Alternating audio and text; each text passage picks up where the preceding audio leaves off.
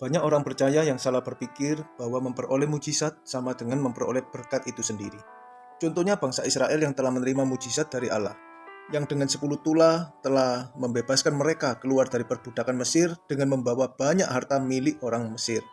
Segenap bangsa itu bergembira, sebab mereka yang melihat dan merasakan mujizat dari Allah tersebut, merasa telah menerima berkat keselamatan dari Allah. Padahal berkat sesungguhnya dari Allah itu adalah proses didikan Allah di padang gurun dengan memberi hukum Taurat bagi mereka untuk ditaati, dan yang mengubah hidup mereka dari bangsa budak menjadi umat milik Allah, sehingga layak untuk menerima tanah air yang dijanjikan kepada Abraham, yaitu tanah Kanaan.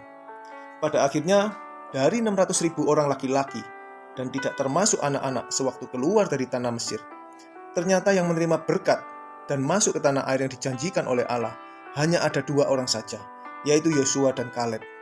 Sedangkan yang lainnya, yaitu bagian terbesarnya, mayatnya bergelimpangan di padang gurun karena ketidaktaatan mereka. Demikian pula dengan orang-orang yang mengikuti Yesus, yang menerima mujizat berupa makanan yang mengenyangkan perut mereka, yang berasal dari 5 roti dan 2 ekor ikan. Ternyata mereka terpikat oleh mujizat dan berkat tersebut, yang membuat mereka terus berusaha mencari Yesus. Supaya apa? Tentu supaya dapat menerima mujizat dan berkat yang mengenyangkan perut mereka lagi. Tetapi Yesus menegur mereka dengan berkata di Yohanes pasal 6 ayat 26, "Aku berkata kepadamu, sesungguhnya kamu mencari aku bukan karena kamu telah melihat tanda-tanda, melainkan karena kamu telah makan roti itu dan kamu kenyang." Saudaraku, ternyata mujizat itu dari kata Saimeon, yang berarti tanda atau petunjuk arah, yang sebenarnya menunjuk kepada si pembuat mujizat.